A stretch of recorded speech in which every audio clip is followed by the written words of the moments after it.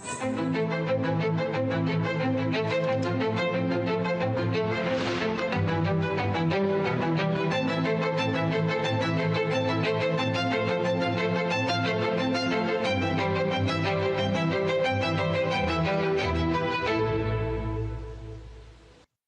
प्यारे देशवासियों, नमस्कार।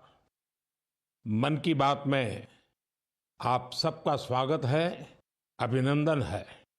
आप सब इस समय योग की ऊर्जा और अंतर्राष्ट्रीय योग दिवस की स्मृतियों से भरे होंगे। इस बार भी 21 जून को देश दुनिया के करोड़ों लोगों ने अंतर्राष्ट्रीय योग दिवस में हिस्सा लिया। आपको याद है, 10 साल पहले इसका प्रारंभ हुआ और 10 साल में ये सिलसिला हर साल पहले से भी ज्यादा भव्य बनता जा रहा है। ये इस बात का भी संकेत है कि ज्यादा से ज्यादा लोग अपने दैनिक जीवन में योग को अपना रहे हैं। हमने इस बार योग दिवस की कितनी ही आकर्षक तस्वीरें देखी हैं। विशाखापत्तनम के समुद्र तट पर 3 लाख लोगों ने एक साथ योग किया। विशाखापत्तनम से ही एक और अद्भुत दृश्य सामने आया। 2000 से ज्यादा आदिवासी छात्रों ने 108 मिनट तक 108 सूर्य नमस्कार किए। सोचिए, कितना अनुशासन, कितना समर्पण रहा होगा। हमारे नौसेना के जहाजों पर भी योग की भव्य झलक दिखी। तेलंगाना में 3000 दिव्यांग साथियों ने एक साथ योग शिविर में भाग लिया। उन्होंने दिखाया कि योग किस तरह सशक्तिकरण का माध्यम भी है। दिल्ली के लोगों ने योग को स्वच्छ यमुना के संकल्प से जोड़ा और यमुना तट पर जाकर योग किया। जम्मू कश्मीर में चिनाब ब्रिज, जो दुनिया का सबसे ऊंचा रेलवे ब्रिज है, वहां भी लोगों ने योग किया। हिमालय की बर्फीली चोटियां और आईटीबीपी के जवान, वहां भी योग दिखा। साहस और साधना साथ साथ चले। गुजरात के लोगों ने भी एक नया इतिहास रचा। वडनगर में 2121 लोगों ने एक साथ भुजंगासन किया और नया रिकॉर्ड बना दिया। न्यूयॉर्क, लंदन, टोक्यो, पेरिस, दुनिया के हर बड़े शहर से योग की तस्वीरें आई और हर तस्वीर में एक बात खास रही: शांति, स्थिरता और संतुलन। इस बार की थीम भी बहुत विशेष थी, yoga for one earth one health, यानी एक पृथ्वी एक स्वास्थ्य। ये सिर्फ एक नारा नहीं है, एक दिशा है जो हमें वसुधैव कुटुंबकम का एहसास कराती है। मुझे विश्वास है इस बार के योग दिवस की भव्यता ज्यादा से ज्यादा लोगों को योग को अपनाने के लिए जरूर प्रेरित करेगी। मेरे प्यारे देशवासियों, जब कोई तीर्थ यात्रा पर निकलता है तो एक ही भाव सबसे पहले मन में आता है, चलो बुलावा आया है। यही भाव हमारे धार्मिक यात्राओं की आत्मा है। ये यात्राएं शरीर के अनुशासन का, मन की शुद्धि का, आपसी प्रेम और भाईचारे का, प्रभु से जुड़ने का माध्यम है। इनके अलावा इन यात्राओं का एक और बड़ा पक्ष होता है। ये धार्मिक यात्राएं सेवा के अवसरों का एक महाअनुष्ठान भी होती हैं। जब कोई भी यात्रा होती है तो जितने लोग यात्रा पर जाते हैं, उससे ज्यादा लोग तीर्थ यात्रियों की सेवा के काम में जुड़ते हैं। जगह जगह भंडारे और लंगर लगते हैं। लोग सड़कों के किनारे प्याऊ लगवाते हैं। सेवा भाव से ही मेडिकल कैंप और सुविधाओं की व्यवस्था की जाती है।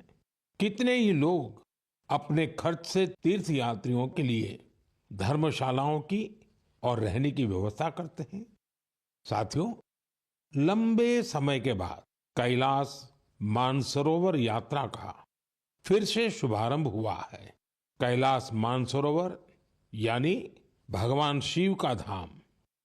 हिंदू, बौद्ध, जैन हर परंपरा में कैलाश को श्रद्धा और भक्ति का केंद्र माना गया है। साथियों, 3 जुलाई से पवित्र अमरनाथ यात्रा शुरू होने जा रही है और सावन का पवित्र महीना भी कुछ ही दिन दूर है। अभी कुछ दिन पहले हमने भगवान जगन्नाथ जी की रथ यात्रा भी देखी है। ओडिशा हो, गुजरात हो या देश का कोई और कोना, लाखों श्रद्धालु इस यात्रा में शामिल होते हैं। उत्तर से दक्षिण, पूरब से पश्चिम, ये यात्राएं एक भारत श्रेष्ठ भारत के भाव का प्रतिबिंब है। जब हम श्रद्धा भाव से, पूरे समर्पण से और पूरे अनुशासन से अपनी धार्मिक यात्रा संपन्न करते हैं तो उसका फल भी मिलता है। मैं यात्राओं पर जा रहे सभी सौभाग्यशाली श्रद्धालुओं को अपनी शुभकामनाएं देता हूं। जो लोग सेवा भावना से इन यात्राओं को सफल और सुरक्षित बनाने में जुटे हैं, उन्हें भी साधुवाद देता हूं। मेरे प्यारे देशवासियों, अब मैं आपको देश की 2 ऐसी उपलब्धियों के बारे में बताना चाहता हूं जो आपको गर्व से भर देंगी। इन उपलब्धियों की चर्चा वैश्विक संस्थाएं कर रही हैं। WHO यानी विश्व स्वास्थ्य संगठन और ILO यानी इंटरनेशनल लेबर ऑर्गेनाइजेशन ने देश की इन उपलब्धियों की भरपूर सराहना की है। पहली उपलब्धि तो हमारे स्वास्थ्य से जुड़ी है। आप में से बहुत से लोगों ने आंखों की एक बीमारी के बारे में सुना होगा, ट्रैकोमा। ये बीमारी बैक्टीरिया से फैलती है। एक समय था जब ये बीमारी देश के कई हिस्सों में आम थी। ध्यान नहीं दिया जाए तो इस बीमारी से धीरे धीरे आंखों की रोशनी तक चली जाती थी। हमने संकल्प लिया कि ट्रैकोमा को जड़ से खत्म करेंगे और मुझे आपको ये बताते हुए बहुत खुशी है कि विश्व स्वास्थ्य संगठन यानी WHO ने भारत को ट्रैकोमा फ्री घोषित कर दिया है। अब भारत ट्रैकोमा मुक्त देश बन चुका है। ये उन लाखों लोगों की मेहनत का फल है जिन्होंने बिना थके, बिना रुके इस बीमारी से लड़ाई लड़ी। ये सफलता हमारे हेल्थ वर्कर्स की है।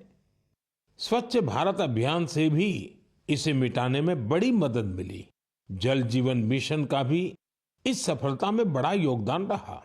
आज जब घर घर नल से साफ पानी पहुंच रहा है तो ऐसी बीमारियों का खतरा कम हो गया है। विश्व स्वास्थ्य संगठन WHO ने भी इस बात की सराहना की है कि भारत ने बीमारी से निपटने के साथ साथ उसके मूल कारणों को भी दूर किया है। साथियों, आज भारत में ज्यादातर आबादी किसी न किसी सोशल प्रोटेक्शन बेनिफिट का फायदा उठा रही है और अभी हाल ही में इंटरनेशनल लेबर ऑर्गेनाइजेशन ILO की बड़ी अहम रिपोर्ट आई है। इस रिपोर्ट में कहा गया है कि भारत की 64%, 64% से ज्यादा आबादी को अब कोई न कोई सोशल प्रोटेक्शन बेनिफिट जरूर मिल रहा है। सामाजिक सुरक्षा ये दुनिया की सबसे बड़ी कवरेज में से एक है। आज देश के लगभग 95 करोड़ 95 करोड़ लोग किसी ना किसी सोशल सिक्योरिटी योजना का लाभ पा रहे हैं, जबकि 2015 तक 25 करोड़ से भी कम लोगों तक सरकारी योजनाएं पहुंच पाती थी।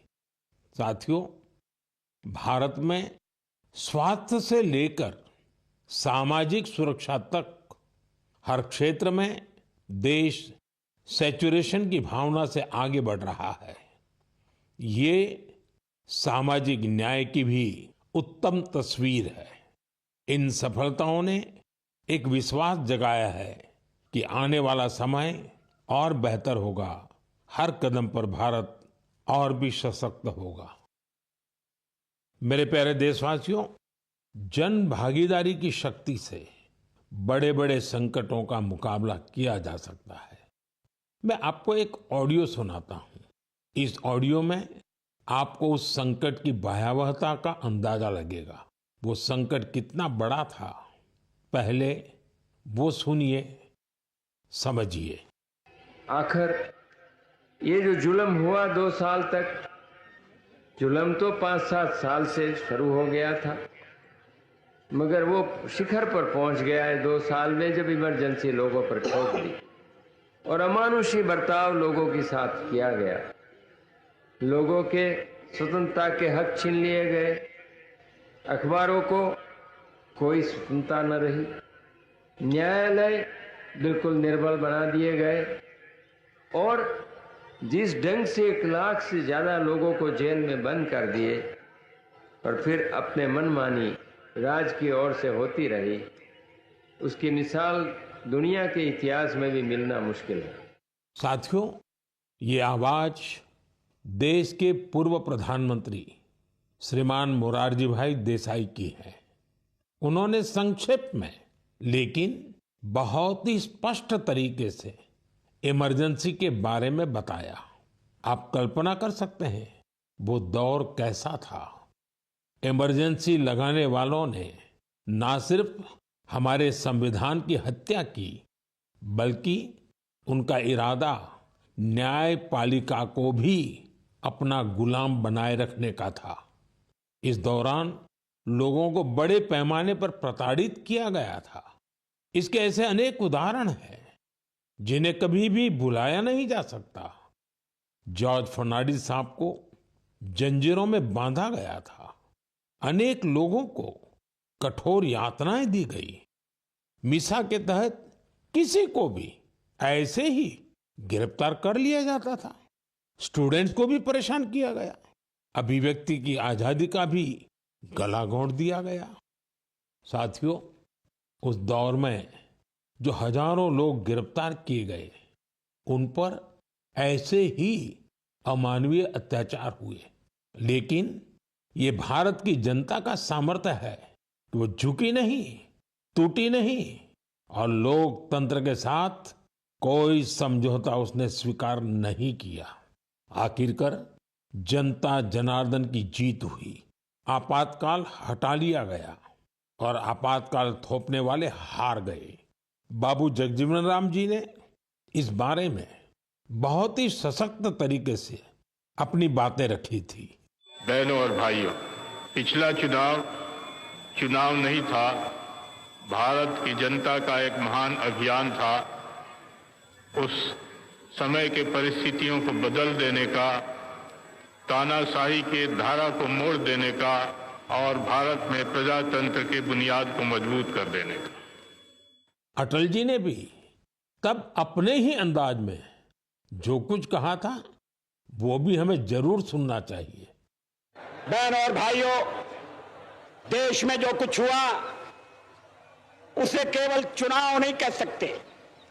एक शांतिपूर्ण क्रांति हुई है। लोक शक्ति की लहर ने लोकतंत्र की हत्या करने वालों को इतिहास के कूड़ेदान में फेंक दिया है। साथियों, देश पर इमरजेंसी थोपे जाने के 50 वर्ष कुछ दिन पहले ही पूरे हुए हैं। हम देशवासियों ने संविधान हत्या दिवस मनाया है। हमें हमेशा उन सभी लोगों को याद करना चाहिए जिन्होंने इमरजेंसी का डटकर मुकाबला किया था। इससे हमें अपने संविधान को सशक्त बनाए रखने के लिए निरंतर सजग रहने की प्रेरणा मिलती है। मेरे प्यारे देशवासियों, आप एक तस्वीर की कल्पना कीजिए। सुबह की धूप पहाड़ियों को छू रही है। धीरे धीरे उजाला मैदानों की ओर बढ़ रहा है और उसी रोशनी के साथ बढ़ रही है फुटबॉल प्रेमियों की टोली। सीटी बजती है और कुछ ही पलों में मैदान तालियों और नारों से गूंज उठता है। हर पास, हर गोल के साथ लोगों का उत्साह बढ़ रहा है। आप सोच रहे होंगे कि कौन सी खूबसूरत दुनिया है। साथियों, ये तस्वीर असम के एक प्रमुख क्षेत्र बोडोलैंड की वास्तविकता है। बोडोलैंड आज अपने एक नए रूप के साथ देश के सामने खड़ा है। यहाँ के युवाओं में जो ऊर्जा है, जो आत्मविश्वास है, वो फुटबॉल के मैदान में सबसे ज्यादा दिखता है। बोडो टेरिटोरियल एरिया में बोडोलैंड कैंप कप का आयोजन हो रहा है। ये सिर्फ एक टूर्नामेंट नहीं है, ये एकता और उम्मीद का उत्सव बन गया है। 3,700 से ज्यादा टीमें, करीब 70,000 खिलाड़ी और उनमें भी बड़ी संख्या में हमारी बेटियों की भागीदारी। ये आंकड़े बोडोलैंड में बड़े बदलाव की गाथा सुना रहे हैं। बोडोलैंड अब देश के खेल नक्शे पर, स्पोर्ट्स के मैप पर अपनी चमक और बढ़ा रहा है। साथियों, एक समय था जब संघर्ष ही यहाँ की पहचान थी। तब यहाँ के युवाओं के लिए रास्ते सीमित थे, लेकिन आज उनकी आंखों में नए सपने हैं और दिलों में आत्मनिर्भरता का हौसला है। यहाँ से निकले फुटबॉल खिलाड़ी अब बड़े स्तर पर अपनी पहचान बना रहे हैं। हालीचरण नार्जारी, दुर्गा बोरो, अपूर्वा नार्जारी, मनबीर बसुमतारी, ये सिर्फ फुटबॉल खिलाड़ियों के नाम नहीं है, ये उस नई पीढ़ी की पहचान है जिन्होंने बोडोलैंड को मैदान से राष्ट्रीय मंच तक पहुंचाया। इनमें से कई ने सीमित संसाधनों में अभ्यास किया, कई ने कठिन परिस्थितियों में अपने रास्ते बनाए और आज इनका नाम लेकर देश के कितने ही नन्हे बच्चे अपने सपनों की शुरुआत करते हैं। साथियों, अगर हमें अपने सामर्थ्य का विस्तार करना है तो सबसे पहले हमें अपनी फिटनेस और वेलबीइंग पर ध्यान देना होगा। वैसे साथियों, फिटनेस के लिए, ओबेसिटी कम करने के लिए मेरा एक सुझाव आपको याद है ना? खाने में 10% तेल कम करो, मोटापा घटाओ। जब आप फिट होंगे तो जीवन में और ज्यादा सुपर हिट होंगे। मेरे प्यारे देशवासियों, हमारा भारत जिस तरह अपनी क्षेत्रीय, भाषाई और सांस्कृतिक विविधता के लिए जाना जाता है, उसी तरह कला, शिल्प और कौशल की विविधता भी हमारे देश की एक बड़ी खूबी है। आप जिस क्षेत्र में जाएंगे वहां की कुछ न कुछ खास और लोकल चीज के बारे में आपको पता चलेगा। हम अक्सर मन की बात में देश के ऐसे यूनिक प्रोडक्ट्स के बारे में बात करते हैं। ऐसा ही एक प्रोडक्ट है मेघालय का एरी सिल्क। इसे कुछ दिन पहले ही जीआई टैग मिला है। एरी सिल्क मेघालय के लिए एक धरोहर की तरह है। यहाँ की जनजातियों ने, खासकर खासी समाज के लोगों ने पीढ़ियों से इसे सहेजा भी है और अपने कौशल से समृद्ध भी किया है।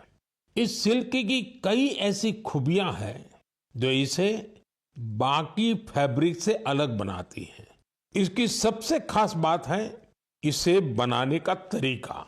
इस सिल्क को जो रेशम के कीड़े बनाते हैं, उसे हासिल करने के लिए कीड़ों को मारा नहीं जाता है, इसलिए इसे अहिंसा सिल्क भी कहते हैं।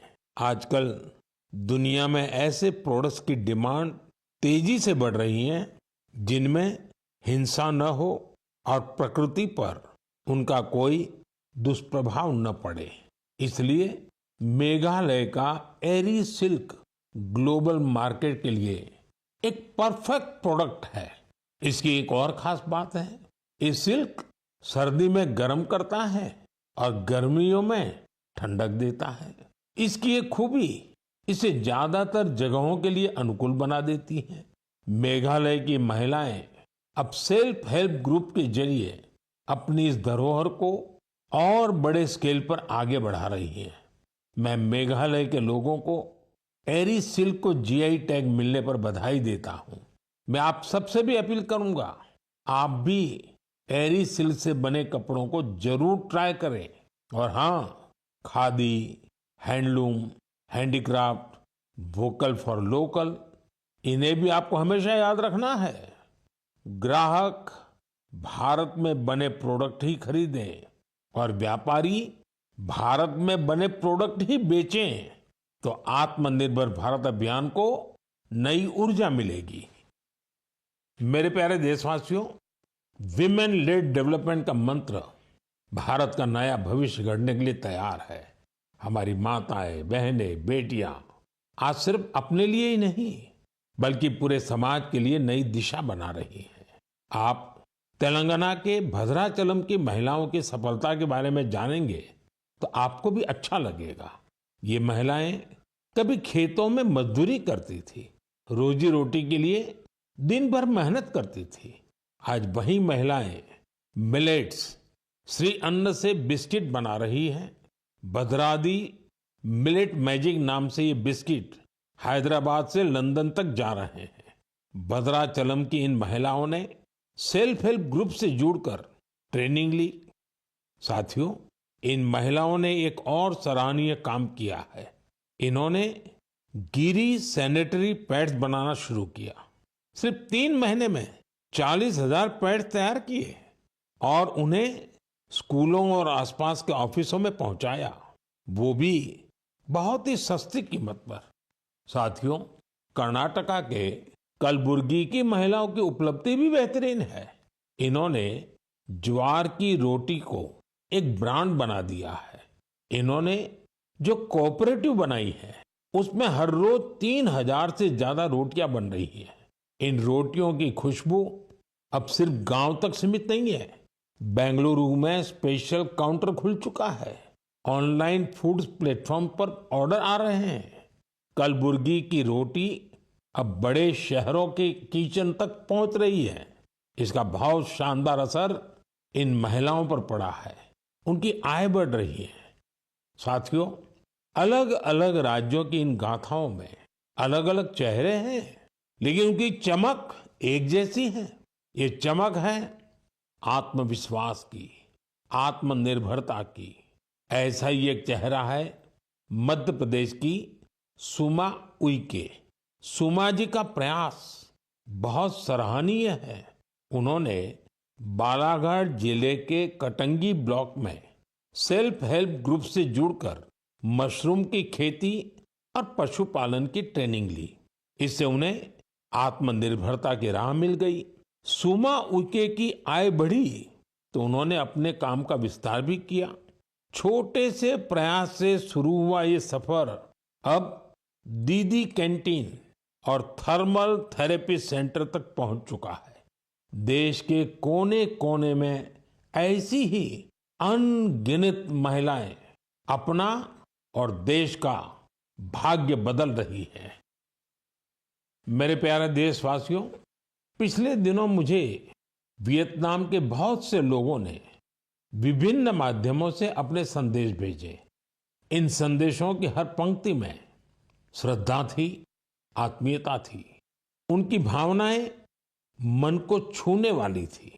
वो लोग भगवान बुद्ध के पवित्र अवशेषों, रेलिक्स के दर्शन कराने के लिए भारत के प्रति अपना आभार प्रकट कर रहे थे।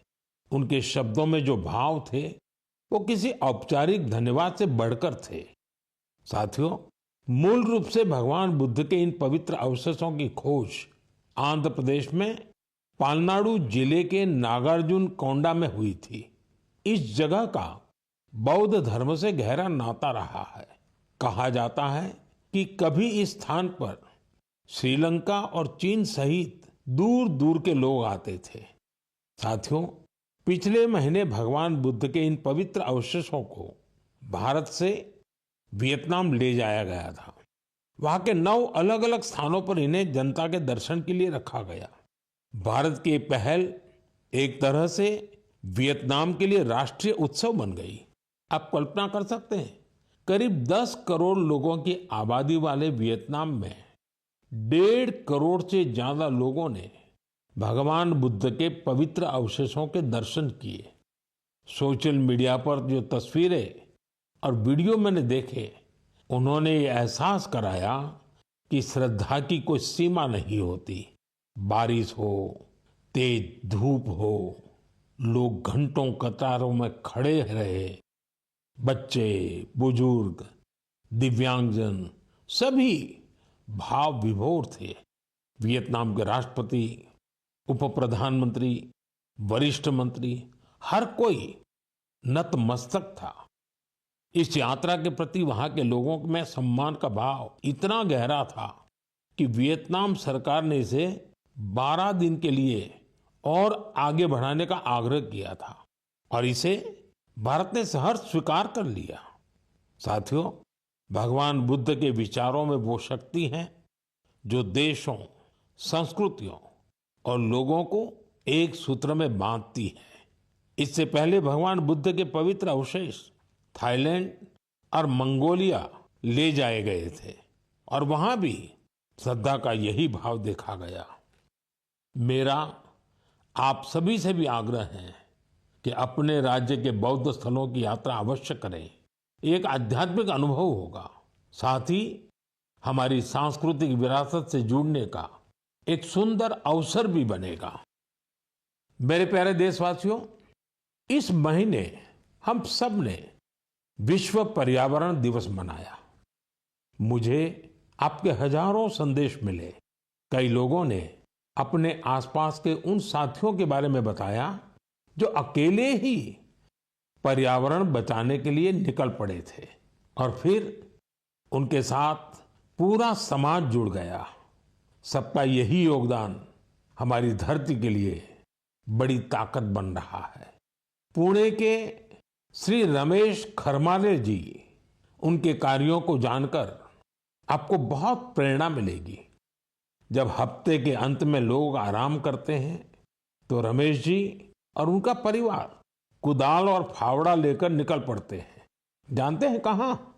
जुन्नर की पहाड़ियों की ओर। धूप हो या ऊंची चढ़ाई, उनके कदम रुकते नहीं। वो झाड़ियां साफ करते हैं, पानी रोकने के लिए ट्रेंच खोदते हैं और बीज बोते हैं।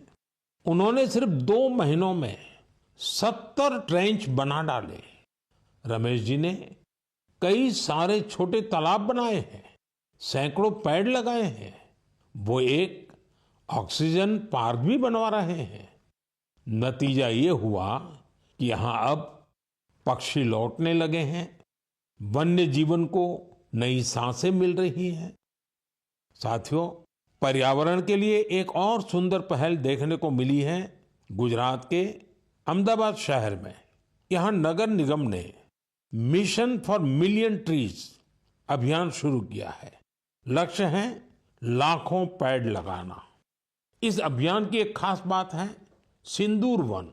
यह वन ऑपरेशन सिंदूर के वीरों को समर्पित है। सिंदूर के पौधे उन बहादुरों की याद में लगाए जा रहे हैं जिन्होंने देश के लिए सब कुछ समर्पित कर दिया। यहाँ एक और अभियान को नई गति दी जा रही है, एक पेड़ मां के नाम। इस अभियान के तहत देश में करोड़ों पेड़ लगाए जा चुके हैं।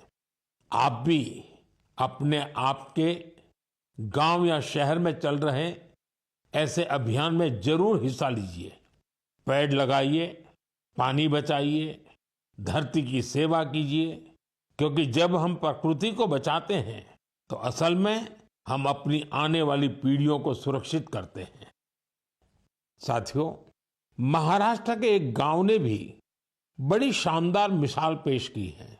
छत्रपति संभाजीनगर जिले की ग्राम पंचायत है पाटोदा। ये कार्बन न्यूट्रल गांव पंचायत है। इस गांव में कोई अपने घर के बाहर कचरा नहीं फेंकता। हर घर से कचरा इकट्ठा करने की पूरी व्यवस्था है। यहाँ गंदे पानी का ट्रीटमेंट भी होता है। बिना साफ किए कोई पानी नदी में नहीं जाता। यहाँ उपलों से अंतिम संस्कार होता है और उस राख से दिवंगत के नाम पर पौधा लगाया जाता है। इस गांव में साफ सफाई भी देखते ही बनती है। छोटी छोटी आदतें जब सामूहिक संकल्प बन जाती हैं तो बड़ा बदलाव तय हो जाता है। मेरे प्यारे साथियों, इस समय सबकी निगाहें इंटरनेशनल स्पेस सेंटर पर भी है।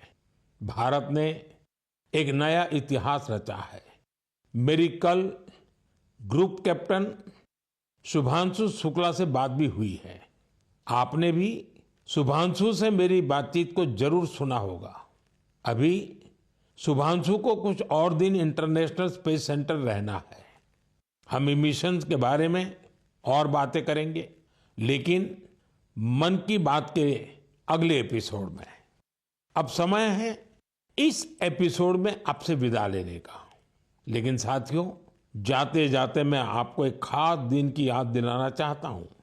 1 जुलाई, परसों, यानी 1 जुलाई को हम 2 बेहद महत्वपूर्ण प्रोफेशंस का सम्मान करते हैं, डॉक्टर्स और सीए। ये दोनों ही समाज के ऐसे स्तंभ हैं जो हमारी जिंदगी को बेहतर बनाते हैं। डॉक्टर हमारे स्वास्थ्य के रक्षक हैं और सीए, चार्टर्ड अकाउंटेंट, आर्थिक जीवन के मार्गदर्शक हैं। मेरी सभी डॉक्टर्स और चार्टर्ड अकाउंटेंट्स को ढेर सारी शुभकामनाएं। साथियों, आपके सुझावों का मुझे हमेशा इंतजार रहता है। मन की बात का अगला एपिसोड आपके इन्हीं सुझावों से और समृद्ध होगा। फिर मुलाकात होगी नई बातों के साथ, नई प्रेरणाओं के साथ, देशवासियों की नई उपलब्धियों के साथ। बहुत बहुत धन्यवाद। नमस्कार।